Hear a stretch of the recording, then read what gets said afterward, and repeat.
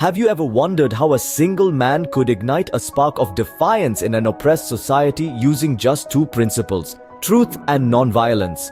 This is the story of the Satyagraha movement, a philosophy of non-violent resistance brought to life by none other than Mahatma Gandhi.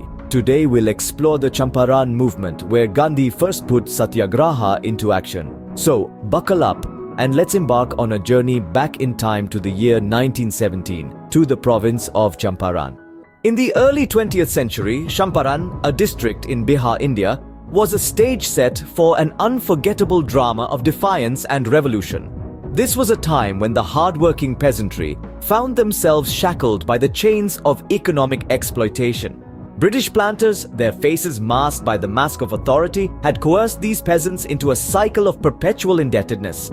The lush green fields of Champaran were tainted blue, not by nature's palette but by the forced cultivation of indigo. This was no choice of the farmers, but a dictate imposed by the British planters. The farmers were bound by the oppressive Teen Katiya system, where they were forced to dedicate 3 out of every 20 parts of their land for indigo cultivation.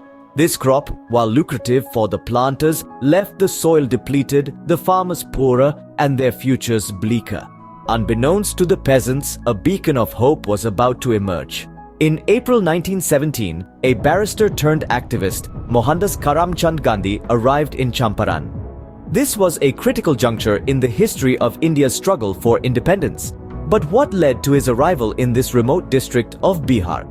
Gandhi, who had recently returned to India after 2 decades in South Africa, was still a relatively unknown figure in the country, his fame yet to reach its zenith. However, his work in South Africa had already demonstrated his commitment to the fight against injustice and his unique method of peaceful resistance, which he called Satyagraha. Meanwhile, in Champaran, the local indigo farmers were grappling with a deeply ingrained system of oppression. Under the exploitative policies of the British planters, they were forced to grow indigo, a cash crop, on a portion of their land. This was the infamous Tinkathiya system, which left the farmers impoverished and their lands degraded.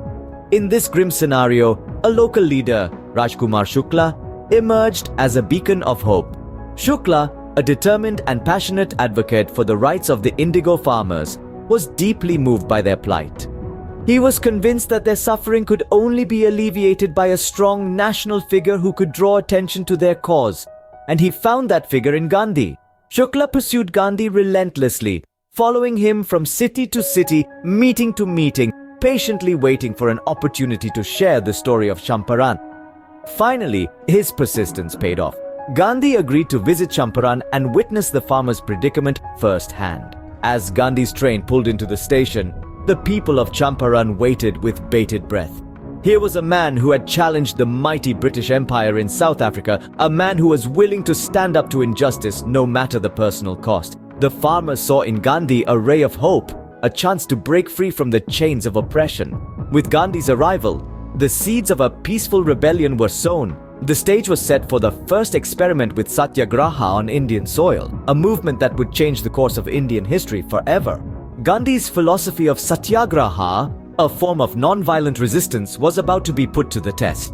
Gandhi's approach to Satyagraha, or truth force, was methodical, meticulous, and grounded in a steadfast commitment to justice. He believed that truth, when pursued with unwavering resolve, had the power to topple even the most oppressive regimes. And so he began his mission in Champaran.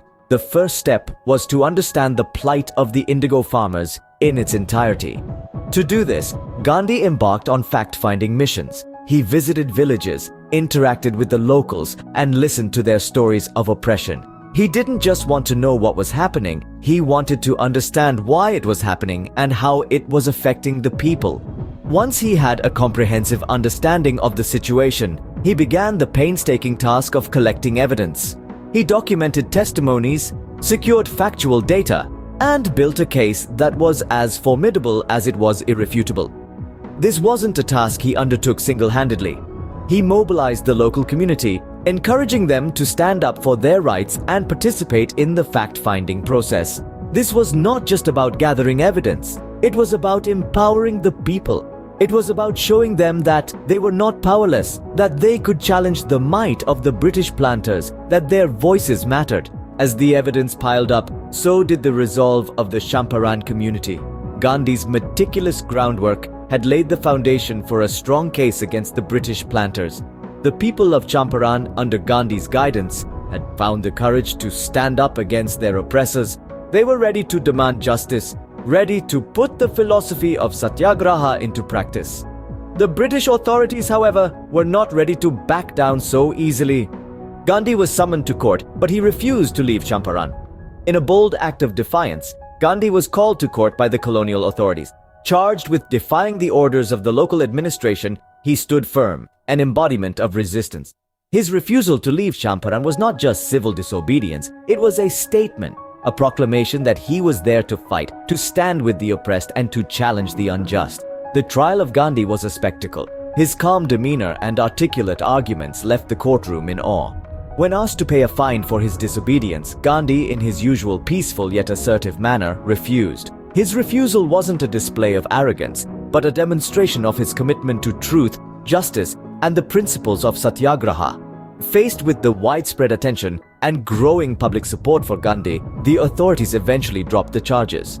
This was a significant triumph, not just for Gandhi, but for the peasants of Champaran and the principle of Satyagraha. Following these events, the government was compelled to launch an inquiry into the practices of the indigo planters.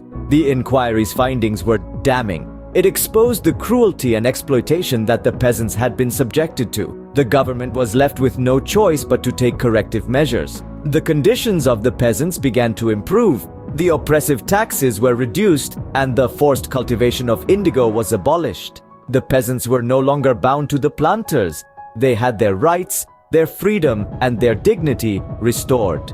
The triumph was not just a victory in a court case, but a victory for the human spirit. It was a triumph of truth over power, of justice over oppression. The Champaran movement marked the first successful application of Satyagraha.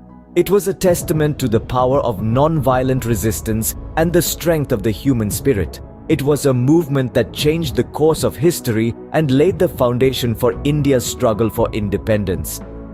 The Champaran movement was more than just a fight for the rights of indigo farmers.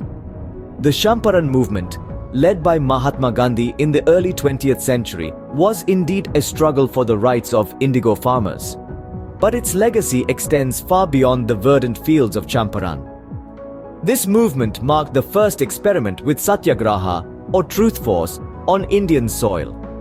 It was a testament to the power of non-violent resistance, a philosophy that would become the bedrock of India's fight for independence.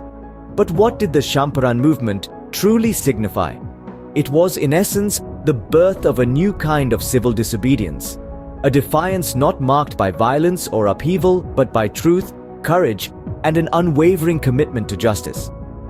Gandhi's Satyagraha in Champaran was not just a protest, it was a revolution in thought. A revolution that challenged the might of an empire with the simple yet profound power of truth.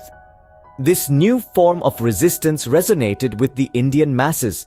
It sparked a wave of similar movements across the country, each one echoing the spirit of Champaran. From the Kheda Satyagraha to the Salt March, the seeds sown in the fertile soils of Champaran bloomed into a nationwide struggle for freedom. But the influence of Champaran was not confined to the borders of India. It echoed across continents, inspiring civil rights movements worldwide. The philosophy of non-violent resistance, first put into action in Champaran, found an ardent follower in Martin Luther King Jr., who used it to fight racial segregation in the United States. The echoes of Champaran were heard in the anti-apartheid struggle in South Africa, led by Nelson Mandela. Today, the legacy of Champaran continues to resonate every time a voice rises against injustice, every time a hand reaches out in solidarity, every time a heart chooses love over hate. We see the spirit of Champaran. It reminds us that change is possible, not with the might of arms, but with the strength of conviction. It assures us that truth and non-violence are not just ideals, but powerful tools of resistance. The Champaran movement, a testament to the power of truth and non-violence, continues to inspire and guide us even today.